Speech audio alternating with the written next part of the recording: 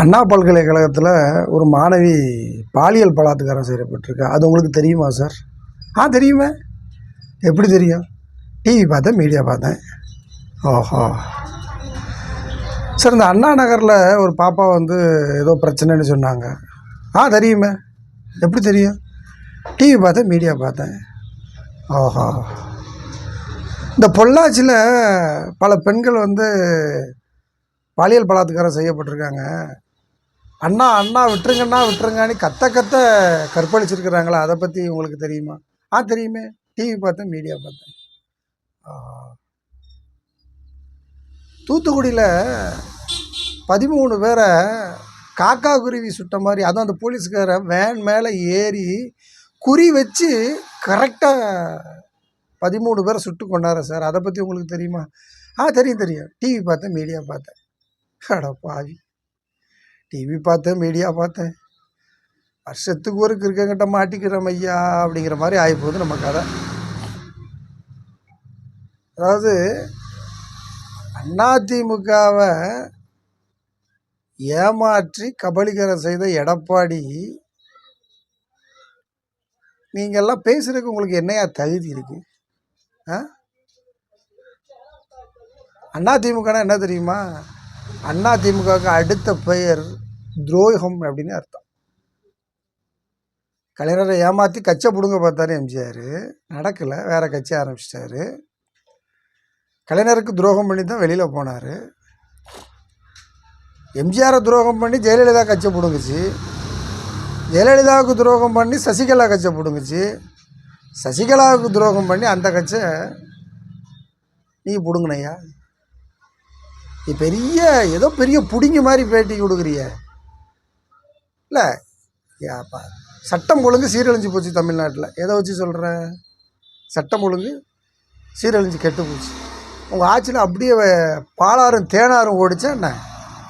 அப்படியே எந்த விதமான பிரச்சனையும். அப்போ 10 ஆண்டுகள் ஆட்சியில் இருந்தீங்களே, 5 வருஷம் கூட இல்லையே, 10 வருஷம் இருந்தீங்களே.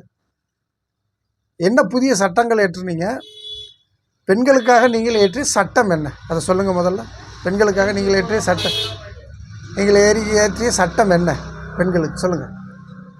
பெண்கள் பாதுகாப்புக்கு இந்த 10 ஆண்டு காலத்தில் ஜெயலலிதா இருக்கும்போதும் சரி, நீங்கள் இருக்கும்போதும் சரி, ஏற்றிய புதிய சட்டங்கள் என்ன? ஒன்றும் கிடையாது. வேறு பெண்கள் கொடுமைப்படுத்துகிறாங்க, பாடுறாங்க, பாலியல் பலாத்காரம் பண்ணுறாங்க, அதுக்கு நடவடிக்கை எதுவும் இல்லை, சட்டம் ஒழுங்கு கெட்டு போச்சுன்னு சொல்கிறதுக்கு உங்களுக்கு என்ன தகுதி இருக்குது? தூத்துக்குடியில் 13 பேரை சுட்டு கொல்லும் போது இந்த நாட்டினுடைய முதலமைச்சர் யார்? அன்னைக்கு நீங்கள் என்ன பண்ணிக்கிட்டு இருந்தீங்க? உங்கள்கிட்ட கேள்வி கேட்கும்போது சொன்ன பதில் என்ன? டிவி பார்த்து தெரிஞ்சுக்கிட்டேன். இதான் உங்கள் லட்சணம். ஏதோ பெரிய ஏதோ பாரட்லாம் படித்து முடிச்சுட்டு ஏதோ மக்களுக்கு சேவை செஞ்ச மாதிரி சொல்கிறீங்க. உங்கள் வீட்டில் உங்கள் ஊரில் நீங்கள் சேர்மனாக இருக்கும்போது பண்ண பல கொடுமைகள் இருக்குது.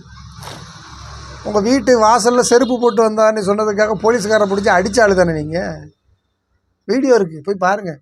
எப்போ சொல்கிறீங்களே டிவி பார்ப்பேன், இதெல்லாம் பார்க்க மாட்டிங்களா? உங்கள் வீட்டு வாசலில் செருப்பு போட்டு வந்ததுக்காக பிடிச்சி அடிச்சிங்க அப்படின்னு இருக்குது யூடியூப்பில், போய் பாருங்கள். அதாவது வாய்க்கு வந்ததெல்லாம் பேசக்கூடாது. அதிமுகனா அதுக்கு பேர் துரோகம். அதிமுகனா அவன் பேர் துரோகி. நல்லா யோசி. இந்த பதவி யார் கொடுத்தது? சசிகலா கொடுத்தது இல்லை? இந்த சசிகலாவுக்கு துரோகம் பண்ணல? மனசாட்சி தட்டு சொல்லுங்கள். சட்டம் ஒழுங்கு கெட்டு போச்சுன்னு சொல்கிறதுக்கு என்ன தகுதி இருக்குது? ஏதாவது ஒரு பேட்டி கொடுக்கணும், ஏதாவது பேசணும். இதில் வேறு சிரிப்பு வேறு, இல்லை போட்டா வேறு. நான் உங்களுக்கு எல்லாமே தெரியும், என்கிட்ட நீங்கள் பேட்டி எடுத்தீங்கன்னா பரபரப்பாகிடுன்னு நினைக்கிறீங்க. பாவி, எடப்பாடி பேட்டியை போட்டாயா பரபரப்பாகிட போகுது? எங்கள் சின்னவர் அதாவது பாரத போர் முடிக்க கண்ணன் சங்கை எடுத்தான். பாரத போர் முடிக்க அந்த கடவுள் கண்ணன் சங்கை எடுத்தான். ஆனால் எங்கள் சின்னவர் மோடியையும் உங்களையும் முடிக்க என்ன எடுத்தார் தெரியுமா? ஒரே ஒரு செங்கல் எடுத்தார். ஒரே ஒரு செங்கல். அந்த செங்கலில் மோடி கதையும் முடிஞ்சது, உன் கதையும் முடிஞ்சது. யாருக்கிட்ட யார் போய் பேசுறது? சட்ட ஒழுங்கை பற்றி பேசுறது? பொள்ளாச்சி வீடியோ பாருங்கள். அண்ணா அண்ணா தயவு செஞ்சு விட்டுருங்கண்ணா, அண்ணா தயவு செஞ்சு விட்டுருங்கண்ணா. நீ ஆடைகள் அவிழ்க்கப்பட்டு அந்த பெண் பிள்ளைகள் கதறின குரல் என்ன எங்களுக்கு கேட்குது. ஏதோ அப்படியே எல்லாம் 10 வருஷத்தில் எல்லாம் கிழிச்சு நட்டின மாதிரி பேட்டி கொடுக்குறீங்க. அசிங்கமாக இல்லை? இப்போ ராத்திரியெல்லாம் தூங்காது அந்த 13 பேர் பேயா வந்து வீட்டில் பிடிக்க போகிறான். இவர் பேட்டியை போட்டுட்டா அப்படியே வந்து பெரிய மீடியாலாம் பரபரப்பாயிருமோ. டிவியில் பார்த்தேன், மீடியாவில் பார்த்தேன், டிவியில் பார்த்தேன்.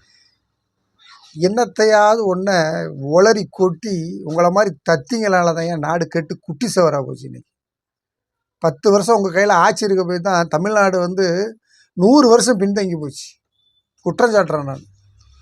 இந்த 10 வருஷம் ஆட்சி திமுக கிட்ட இருந்துருச்சுன்னா எத்தனை டைடல் பார்க் இந்த 5 ஆண்டு காலத்தில், இந்த 5 ஆண்டு காலத்தில் 5 ஆண்டு கூட முடியல, எவ்வளவு திட்டங்கள், அத்தனை இடத்துல டைட்டில் பார்க்கு.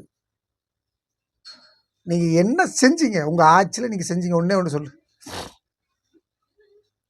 இந்த பேட்டி கொடுக்குறதெல்லாம் நிறுத்திட்டு ஒழுங்காக ஏதாவது சொல்லிட போகிறேன் நான்.